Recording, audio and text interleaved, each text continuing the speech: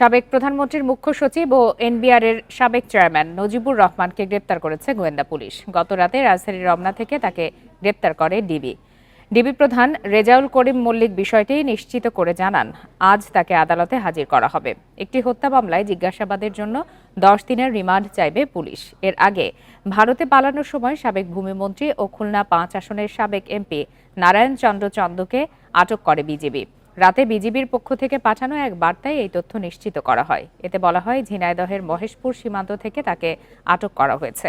এছাড়া আওয়ামী লীগ সরকারের পরিবেশ, বন ও জলবায়ু মন্ত্রী সাবের হোসেন চৌধুরীকে গ্রেপ্তার করে পুলিশ। রবিবার বিকালে রাজধানীর গুলশান থেকে তাকে গ্রেপ্তার করে ডিবি।